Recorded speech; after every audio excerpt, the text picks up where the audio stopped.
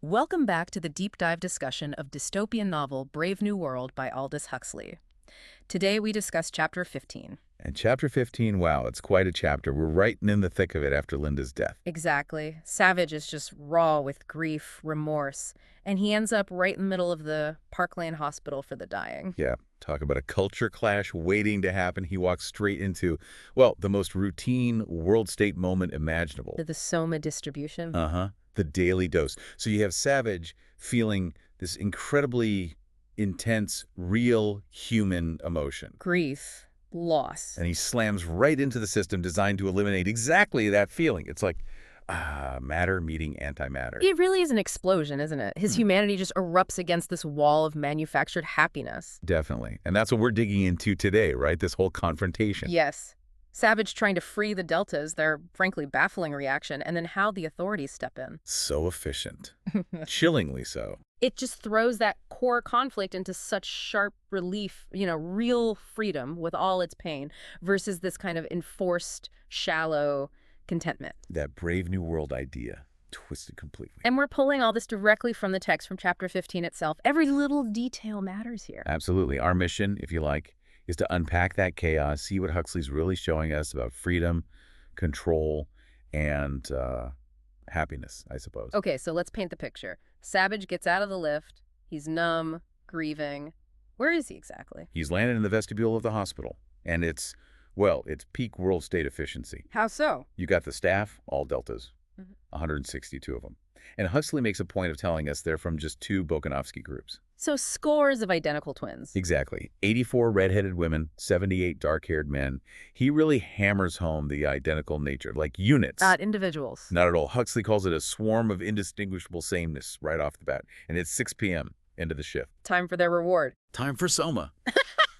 They're all lined up, waiting for the deputy sub-bursar and this jaunty young alpha to hand it out. Just another day at the office for them. How do they react as it's about to start? There's this ripple, a murmur of satisfaction. Huxley describes it like a collective ooh. Like watching fireworks. Yeah, exactly like that. All their focus, all their excitement is just on this little black cash box with the soma tablets. It's pure conditioned response. Simple pleasure incoming. And into that scene walks Savage, still reeling from Linda. Yeah, his mind is totally elsewhere. Grief, remorse, just processing. He's barely aware of the crowd until it forces itself on him. pretty much. He gets jostled, elbows digging in. And then he realizes that in this huge crowd, he only hears like 2 distinct voices, 2 pitches. The identical twins. The identical sounds hitting him along with the identical bodies. Yeah. And that just snaps him out of it. And what does he see? Really see? Oh, it's horrific for him. A nightmare of swarmy, indistinguishable sameness. And then that word. Maggots. Crawling over his grief, he feels. Ugh. That's such a powerful, disgusting image. It says everything. It really does. His unique personal tragedy is being sort of slimed, I guess, by this massive, identical, unfeeling units. It's decay, mindlessness, consuming something real. And that's when the Shakespeare kicks in, right? Initially, it's pure sarcasm. Totally. How many goodly creatures are there here? Oh, brave new world.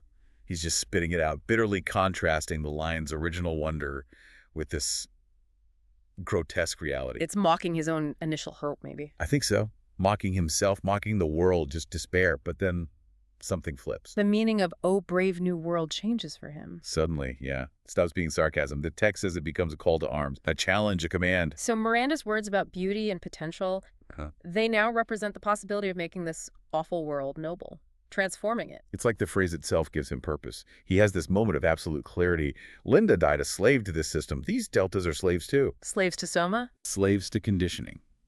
And his duty suddenly is clear. Free them. Make the world beautiful somehow to honor Linda.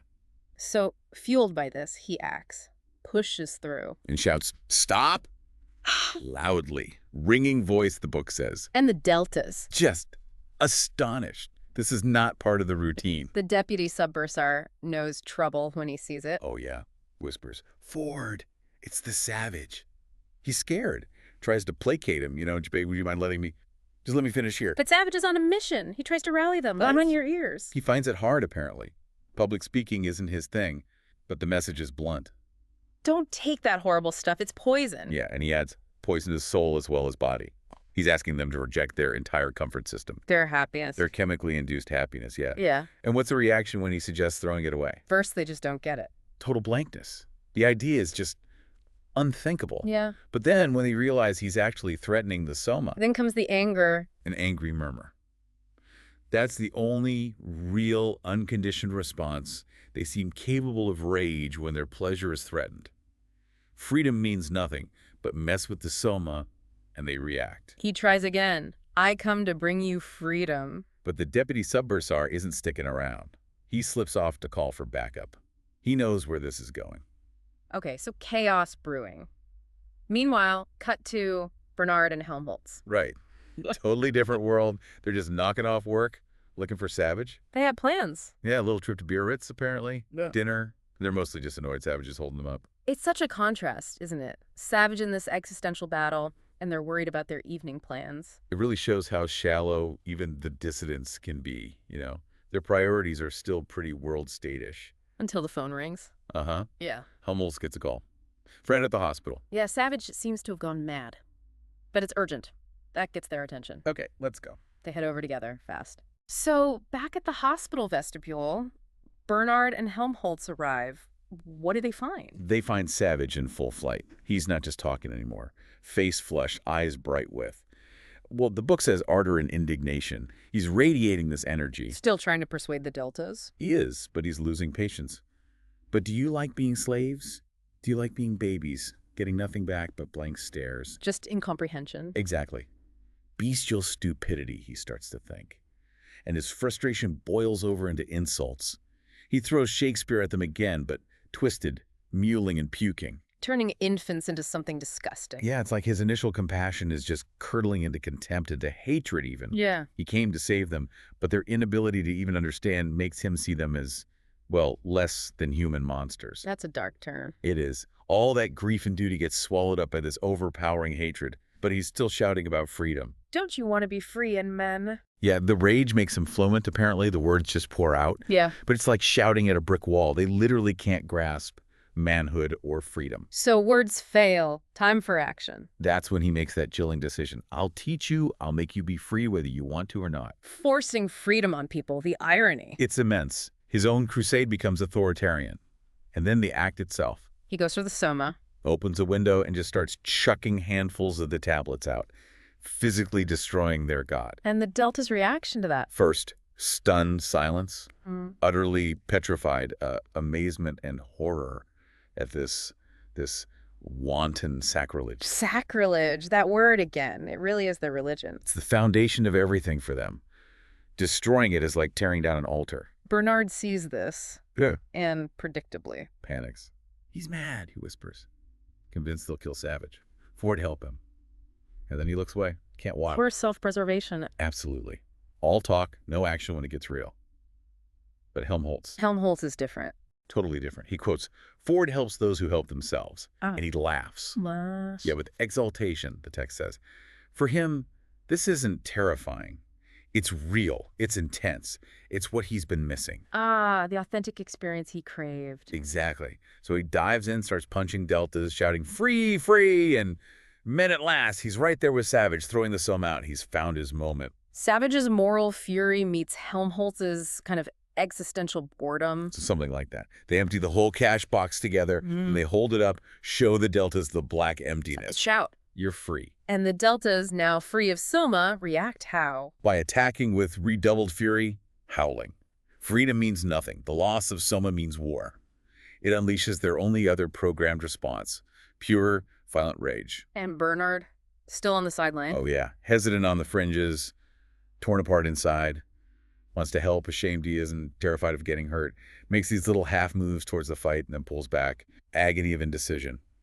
It's pathetic, really. Until the cavalry arrives. The police, described wonderfully, goggle-eyed and swine-snouted in their gas masks, the impersonal face of state control. And Bernard sees his chance. To look helpful, he runs towards them, waving, yelling, help, help. Not to help Savage and Helmholtz, though. No, the text is brutal. So as to give himself the illusion of helping. He's trying to signal to the authorities, I'm not with them. It really puts his earlier rebellion in perspective, doesn't it? Was any of it real? You have to wonder. The police just shove them aside anyway. They have a job to do. And their methods are key here. Absolutely. It's not just nightsticks. First thing, 3 cops start spraying soma vapor everywhere, thick clouds of it. Pacification through chemistry. Yep. Then 2 others set up a portable synthetic music box. While that's happening, 4 others go into the crowd with, basically, water pistols. Water pistols. Charged with a powerful anesthetic. They just methodically target the fighters and knock them out. So, mass chemical and psychological control first, then targeted seduction, minimal actual violence. Precisely. Control the environment, numb the masses, then disable the individuals who resist the conditioning. It's efficient. Bernard's still yelling, "Help!" in the background. Until zap. He gets hit with the anesthetic pistol. Legs turn to jelly. Down he goes. And the music box kicks in? The voice of reason. The voice of good feeling. Officially titled Synthetic Anti-Riot Speech Number 2. Medium strength. Good grief, what does it sound like? Sickly sweet, dripping with false tenderness. My friends, why aren't you all being happy and good together? Full of reproach, but like gentle reproach. Oh, yeah. I do want you to be happy. Pure emotional manipulation, playing on their conditioning. Totally. And it works. Even the cops get teary-eyed for a second. That's how potent this stuff is. So the combination soma vapor and the voice. Lethal to rebellion. Takes about 2 minutes. The deltas stop fighting, start crying, hugging each other. Total emotional reversal. Even Savage and Helmholtz feel it. Yeah, the text says they're almost crying. It shows how powerful these tools are. They can even dampen that righteous fury and exultation. Then a fresh batch of soma arrives. Order restored.